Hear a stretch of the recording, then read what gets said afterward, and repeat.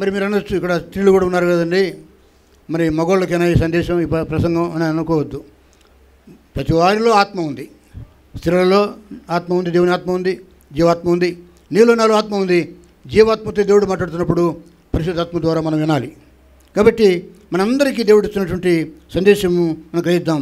మొదట నేను ఏం సంపాదించుకోవాలంటే జ్ఞానము సంపాదించాలి. ఏ జ్ఞానము? దేవుని జ్ఞానము. దేవుని జ్ఞానం ఎక్కడుంది? God's wisdom is in his mind. దేవుని మనస్సులో దేవుని జ్ఞానం ఉంది. దేవుని మనస్సు మనకు ఎక్కడ తెలుస్తుంది? భర్త మనస్సు భార్యకు తెలుస్తుంది, భార్య మనస్సు భర్త తెలుస్తుంది. ఎందుకంటే వాళ్ళు సహవాసంలో ఉన్నారు కాబట్టి. వారిద్దరూ ఏకశరీరమై ఉన్నారు. వారిద్దరూ ఏకశరీరమై ఉన్నప్పుడు భావాలు అర్థమవుతాయి వాళ్ళకి. ఒకరి మైండ్ ఒకరు తెలుసుకుంటారు, ఒకరి మూడు ఒకరు తెలుసుకుంటారు, ఒక్కొక్కరి భావాలు ఒకరు తెలుసుకుంటారు. దేవుని మనసు తెలుసుకుంటే గ్రంథమే. హల్లెలూయా. ఆదికాండం మొదలుకొని ప్రకటన దాకా వాక్యం చదువుతూ చదువుతూ చదువుతూ గ్రహిస్తూ ఉంటే ఆ వాక్యం నీకు జ్ఞానం ఇస్తుంది. హల్లెలూయా. మనం చదువుకోవాలంటే first class, second class, third class, intermediate, 10th class పరీక్షలు రాయాలంటే చేయాలండి, బాగా చదవాలి. చదివి వాడిని మనసులో పెట్టుకుని జవాబులు రాస్తే పాస్ అవుతాం. కొంత జ్ఞానము, ఒక పరీక్ష పాస్ కావాలంటే కొంత జ్ఞానం అవసరం. అదే సమయంలో దేవుని సంబంధమైనటువంటి జ్ఞానం నీకు కావాలి. వాక్యం చదవకుండా నాకు జ్ఞానం వస్తుంటే కనీసం వినాలి, వాక్యాన్ని గ్రహించాలి. చదవవు, వినవవు, దాని ప్రకారం బ్రతకవు, దేవుని జ్ఞానం ఎలా వస్తుంది? ప్రకటన గ్రంథంలో మొదటి అధ్యాయం అంటాడు, ఈ వాక్యం చదువువాడు, అలాగే ఈ గ్రంథం చదువువాడు లేక వినువాడు ధన్యుడు. చదవడానికి రాకపోతే విని నమ్ము, వారు ధన్యులు.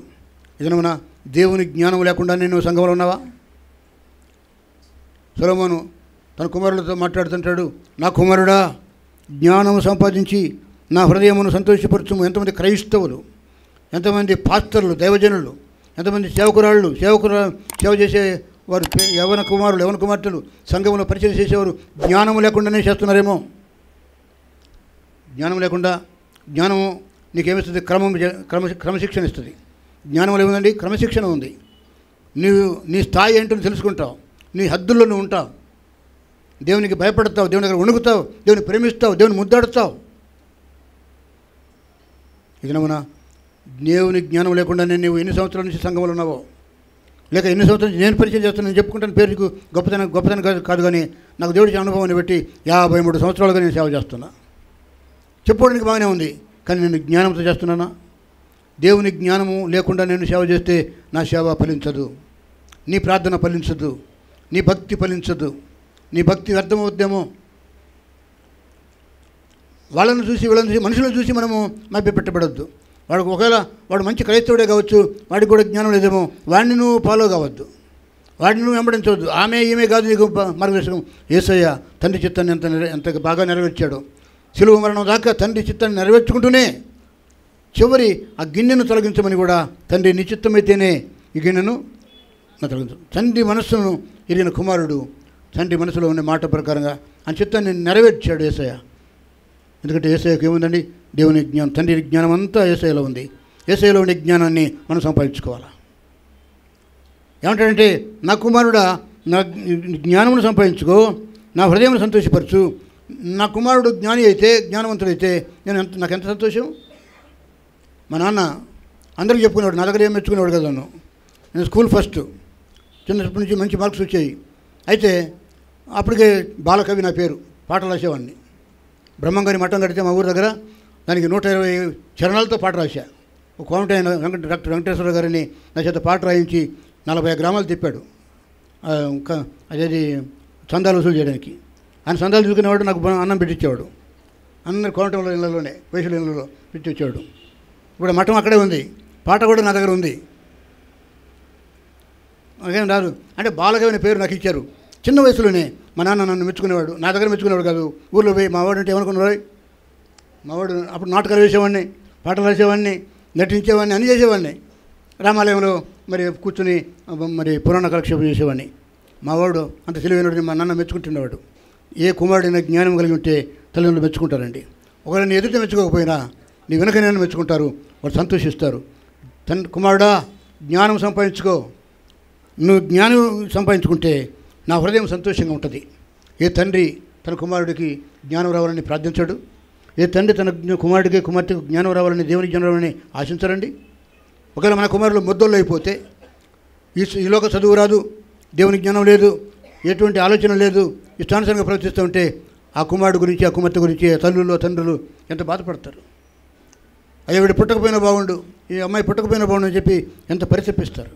ఇది నాన్న నీ కుమారుడు జ్ఞానవంతుడా, నీ కుమార్తె జ్ఞానవంతురాలా, లేక నీవు జ్ఞానవంతుడివా జ్ఞానవంతురాలివా ప్రశ్నించుకో. నేను కూడా సేవ చేస్తున్న నేను కూడా ప్రభువా నీ జ్ఞానం నాలో ఉందా లేదా అని నన్ను ప్రశ్నించుకోవాలి. సొలొమోను భక్తుడు అంటాడు, నా కుమారుడా జ్ఞానం సంపాదించుకొని నా హృదయాన్ని సంతోషపెట్టు. అప్పుడు ఏమైందంటే నన్ను ఎవరైనా నిందిస్తే, నా మీద ఎవరైనా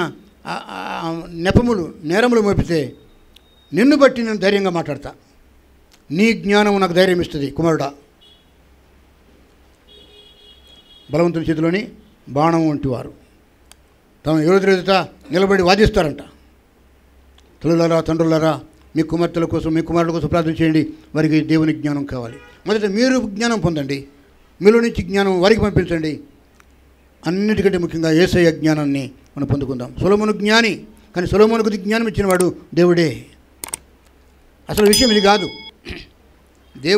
సొలొమోను భక్తుడు దేవుని జ్ఞానం గురించి తన కుమారులకు చెప్పుకుంటూ ఈ 27వ అధ్యాయంలో 7 రకాల వారి గురించి మాట్లాడుతున్నాడు. 7 రకాలంటే ఎప్పుడు ముగిస్తారండి ప్రసంగం ఎప్పుడు ముగిస్తారండి పాస్టర్ గారు? త్వరగా మీరు చెప్పాలా, నేను త్వరగా పోవాలని చెప్పి తొందరపడొద్దండి, సమయానికే ఆత్మీయుడు ముగిస్తాడు. తన కుమారులు ఎలా ఉండాలో, తన కుమార్తెలు ఎలా ఉండాలో, ముఖ్యంగా దేవుని దృష్టిలో పిల్లలు ఎలా ఎదగాలో, ఎలా బలంగా ఉండాలో, దేవుని ఎలా మహిమపరచాలో చెబుతూ 7 రకాల వారిని గురించి మాట్లాడుతున్నాడు. మొదట స్నేహితుడు, రెండవది పగవాడు, మూడవది కడుపు నిండినవాడు, నాలుగవది ఆకలి కొనినవాడు, ఐదవది ఇల్లు విడిచి తిరిగేవాడు, ఆరవది పొరుగువాడు, ఏడవది బుద్ధిమంతుడు. 7 రకాల వారు ఉంటారు మనలో కూడా, మన పిల్లల్లో కూడా.